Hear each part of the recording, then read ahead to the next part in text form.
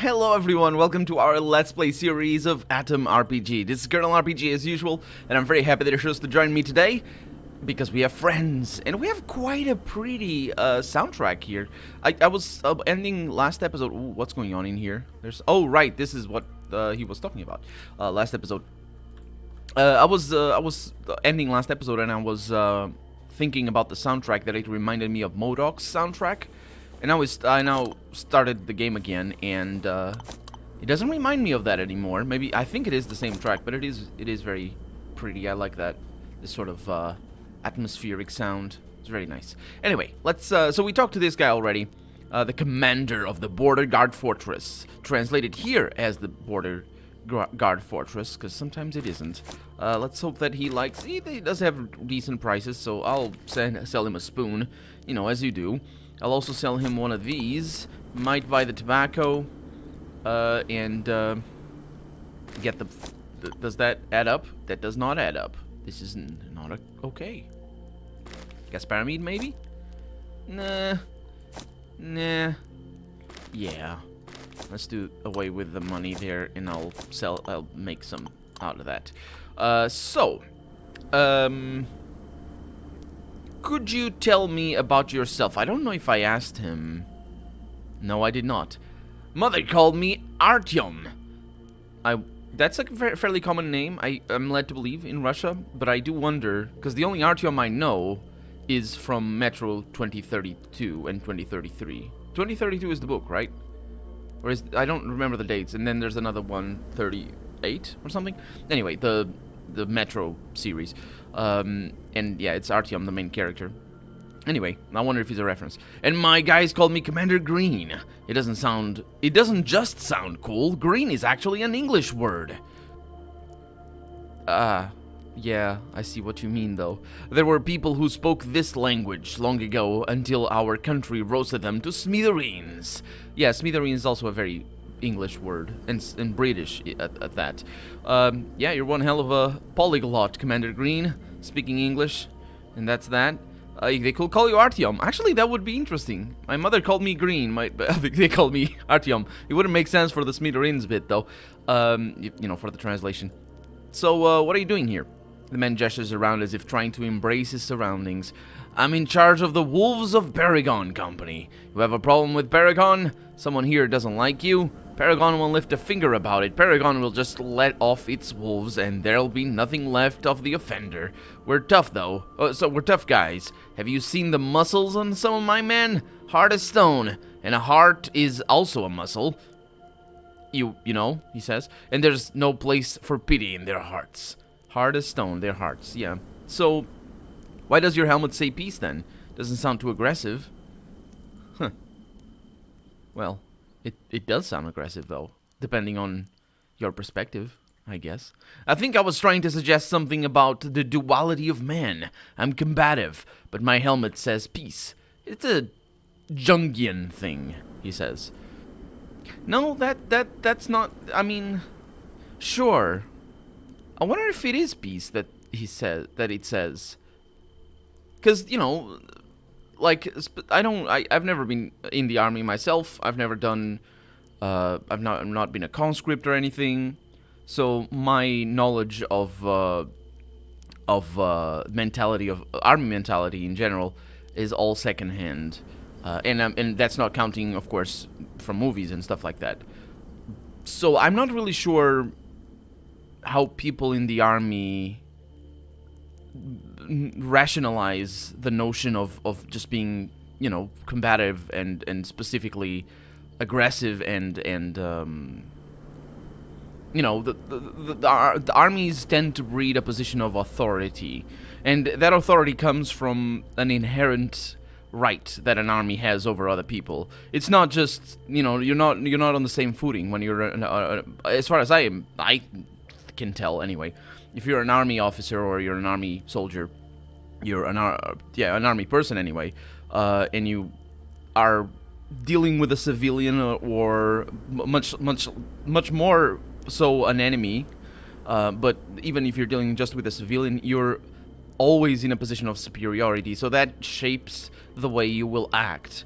either consciously or just unconsciously. But consciously, it's totally a legitimate shaping of the way you act, in the sense that hopefully the army is legitimate, or if it isn't, hopefully anyway, good things that are intended to come out of that army or something. I don't know, insurrection armies or whatever. Anyway, what I mean is somebody who's in a group, a militia anyway, needs or tends to rationalize things in a very specific way. Tends to rationalize violence. The violence that doesn't necessarily have to be about killing or even about, pointing guns at people. Just the violence of a threat, that you have a gun, or that you're in the army, or that you know people who are important and can kill or can order killings or whatever. So there's always an inherent threat there. But the problem is, doesn't that sound like at least a stereotypical rationalizing of that violence? Doesn't peace sound like at least a stereotypical rationalizing of that violence, is what I mean. It doesn't sound like a duality to me, is what I'm trying to say. It sounds like the reason you would be combative. So it is interesting. More interesting, I would say, is why they didn't go with that, because it sounds so obvious. I wonder if it's not as obvious to everybody else. I wonder if it's just me. I don't know. If you've been in the army, and especially if you're from Russia or from countries next to Russia or close, culturally speaking, let me know what you feel about this. That's interesting, because perspectives of being in the army vary wildly, and different armies, of course, not just different countries. So yeah, I'd like to hear from you if you have any opinion on this. So, tell me about your fortress. You have my permission. Go on. Oh, right. Wait, what? Oh, okay. What? Oh, right. I missed the man's size. That's what it was. They could have allocated a better resistance for our company, that's for sure. Residence, not resistance.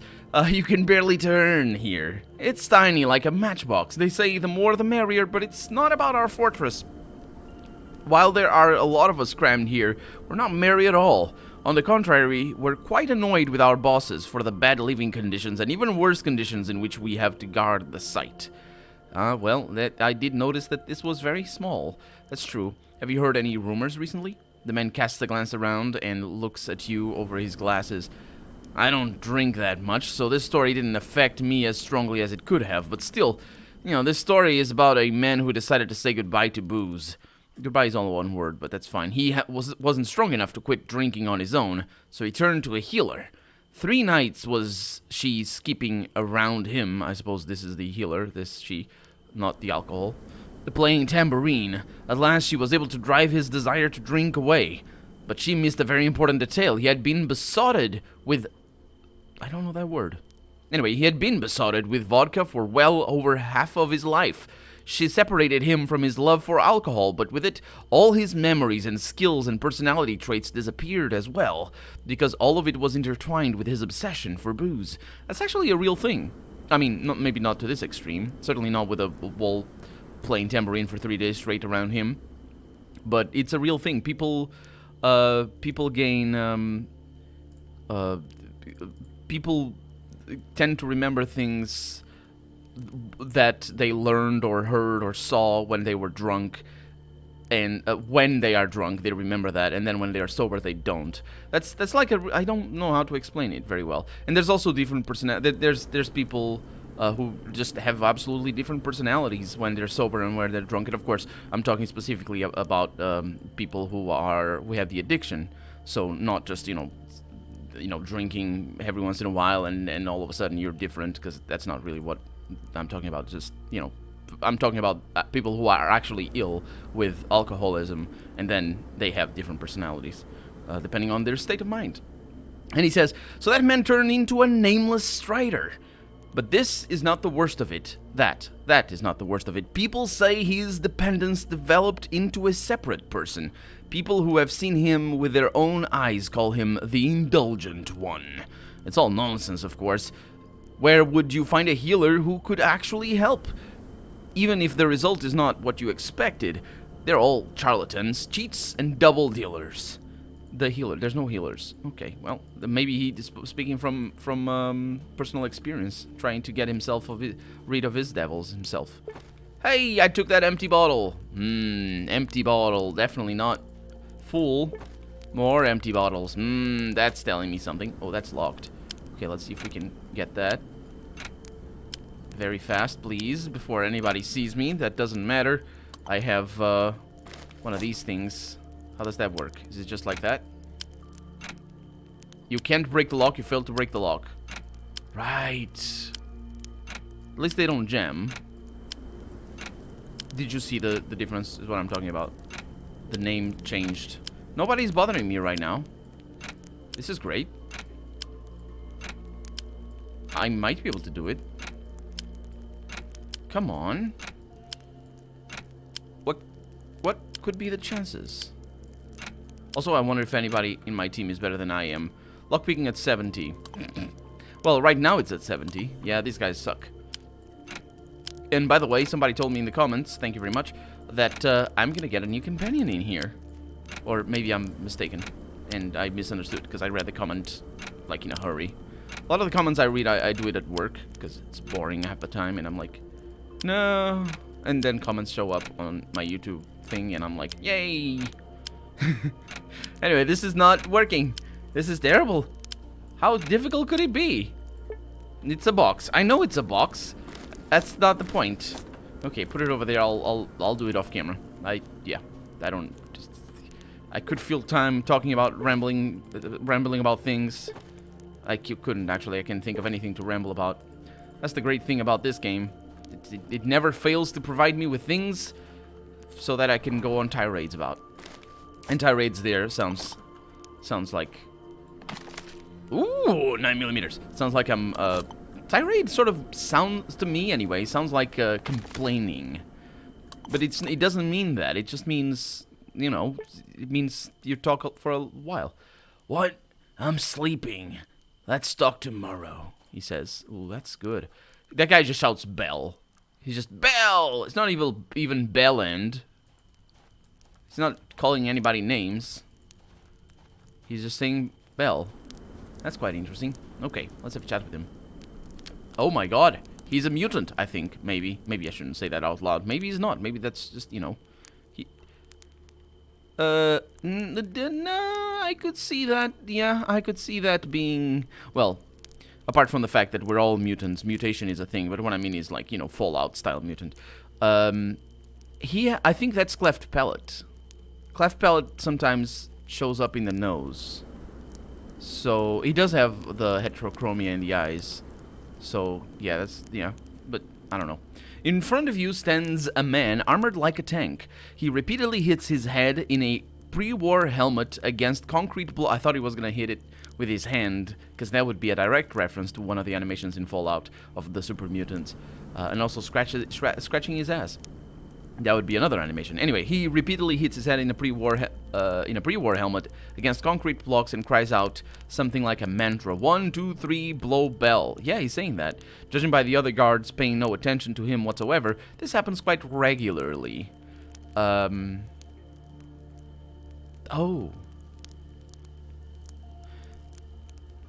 I think I understand.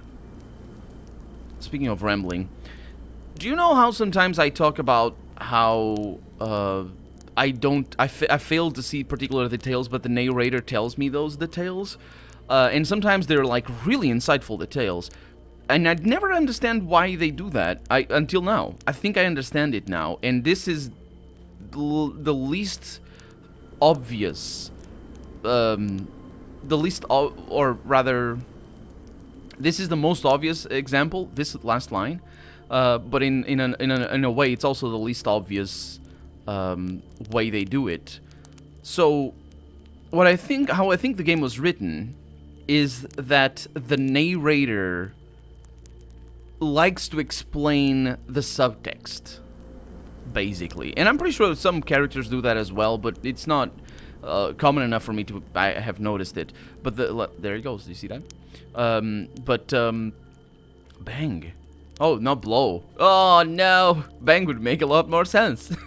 Because I wouldn't really understand. Anyway, but what this would have been a lot better, I would say, for two reasons, but I'll get to that in a little bit. This would be a lot better if they had just said the first part of the sentence. Or rather, not the first part of the sentence, but rather the other guards pay him no attention whatsoever, and just that, and that's already kind of steering us as the player in the direction of noticing certain things that maybe we wouldn't notice if, like, we as people that are playing the game wouldn't notice if we were there, because we're just mesmerized by this guy who's banging his head against a concrete block. But it still would allow us to be like, oh, they don't pay attention to him, so this is probably normal. But the narrator explains it. And what happens a lot of the time is that the narrator doesn't actually tell you that, this might have as well been, this happens quite regularly. And just that. And you'd know, well, how do I know that? Well, if they had said the first part of the sentence, I would know how I would have known that. But I think that's what happens. They just skip the explaining why you know certain information and just tell you the information as the narrator, which I don't like. I don't really like that, because I prefer, and that goes back to why I was saying that it would have been much better if they had just said the other guards pay him no attention whatsoever, because for one, there's a very important thing in writing, which is brevity. If you're writing anything, you want to be brief. You want to be as concise and use as few words as possible. For lots of reasons, and maybe not 100% of the time, because pacing is a thing. Pacing is a very important thing. So you need sometimes to stretch certain aspects, certain things, and shrink certain other things. But what I mean is, by being brief, is that it allows you to choose your words better, and it forces you to choose your words better, basically. So the writing is going to be invariably better than if you just write things write them all out. On the other hand, it's also going to allow us to engage with or force us as the player to engage with the text directly a lot more, so we can, come to our own conclusions. And it also rewards us for coming to our own conclusions by later on, calling back to conclusions that we should have made before. Imagine like we talked to him right now, and we came to the conclusion that this must happen quite regularly, and then we would talk to that guy, and he'd be like, oh yeah, he's always saying that, and I'd be like, oh, that makes a lot of sense. I thought of that. That's good. And when that happens, it's brilliant. I love that when that happens. But this game doesn't leave room for that. Also, the characters don't talk about each other all that much. There are some situations where they do, but there's not a lot of room for those conclusions. But yeah, I'm surprised I couldn't figure it out before, why I talk about that. Anyway, are you alright? I'm gonna ask. The soldier does not stop his self-torture. Apparently, he can't hear you, or perhaps he chooses to ignore you. I'm gonna tap on his cuirass. The man does not notice your attempt to attract his attention. You tap him once more, just in case, and he turns to you slowly, as if reluctantly. You flinch involuntarily. His face is oddly featured, and his eyes are unnaturally big and of different color. He looks at you in silence and blinks out of sync. That's a thing. A lot of people have it, actually. I think it's like 5% of the population, or I think it's something like that. I remember it's like a huge amount of people that have this this thing where you blink without synchronizing your eyelids. The people had the only person that I remember having it. I know more people have it than famous people. The actor that plays Harry Potter, I don't know his name. He does that, and I remember him because he's probably one of the first persons that I noticed. Why does he do that? But I know people in real life who do that as well. And yeah, it's a thing. Let's see. See, I was right. It's a mutant. It's a mutant. Yeah, it's not a person. It's a beast. Aren't you? I'm gonna ask. The soldier is silent for quite a while before he answers in a muffled, low voice. I don't understand what you mean. Oh, maybe I was right. Oh, wrong, I mean. It was an intelligence check. Come on, don't lie to me. You've been affected by radiation or something similar? Radiation? Nah, I don't know what he means. What do you want? I guess that's that. Van gives you a long look, and then a sudden frown appears on his face. You look around and then make a gesture as if to ask, what's wrong? And this happens as well a lot, but I don't have a problem with this, which is the narrator basically telling me I do things, instead of me telling the narrator to do things. That happens when I tapped him again. That happens when I did this gesture. But that's totally fine, because, I mean, I'm perfectly fine with this. This happens in tabletop, depending on the GM, of course. On the Game Master, I should say, for those of you who don't know what a GM is. But it also happens in a lot of role-playing games, and it's totally fine. It's not a problem. I'm not answering questions, he says. I don't like smartasses. Oh. Really? That's really interesting.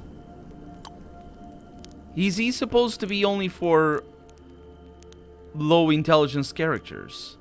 The soldier hits his head against the concrete voice. Hello, can I ask you a couple of questions? Yeah, that's interesting. I wonder if I could take drugs to lower my intelligence. It's not that it's very high, it's only 6. But yeah, that's pretty cool. I know that face. Maybe. A giant man rises in front of you. He is dressed in a uniform trousers, and a stripy tank top. His mighty body oozes health and strength. Oh yeah. However, his green and piercing glance and of his icy blue eyes are giving you the chills. Yeah, yeah.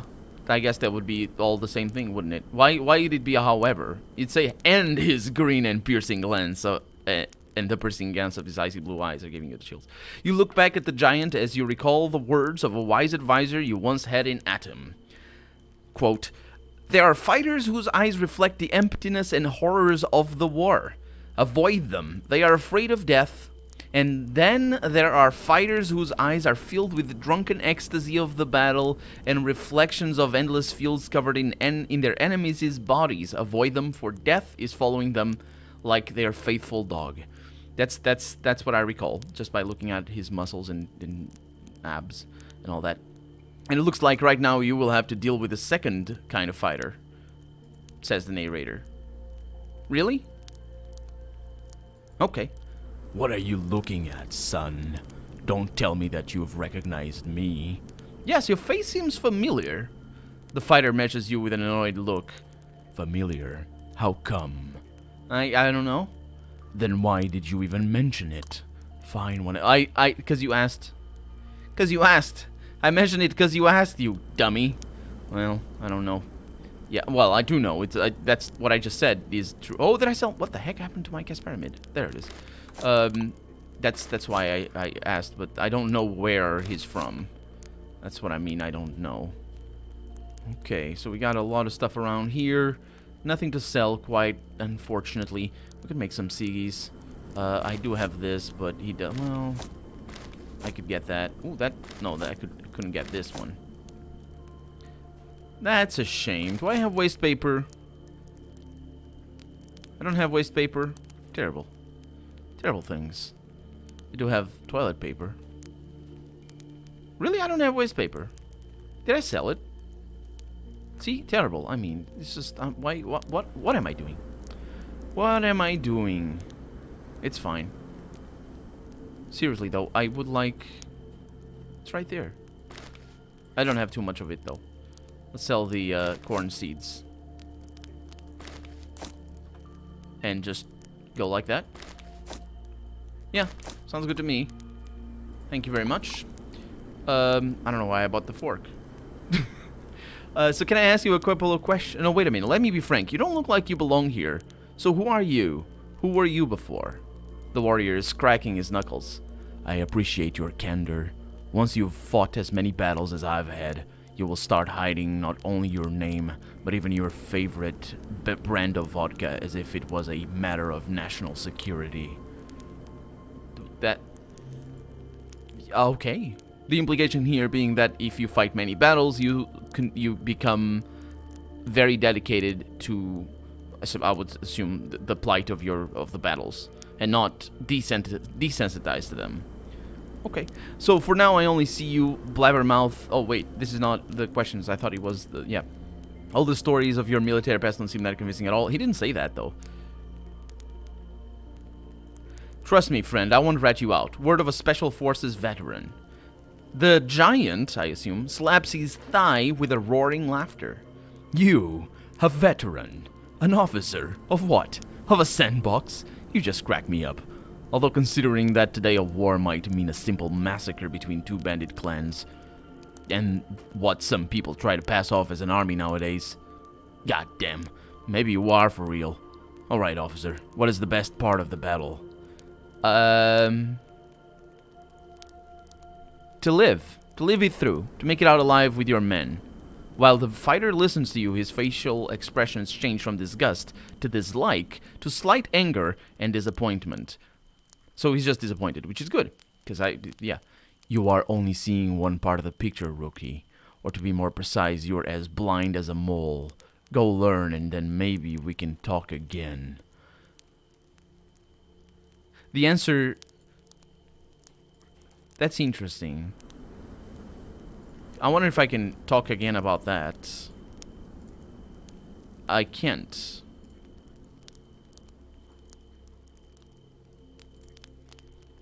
Oh, dang it. Didn't mean to do that.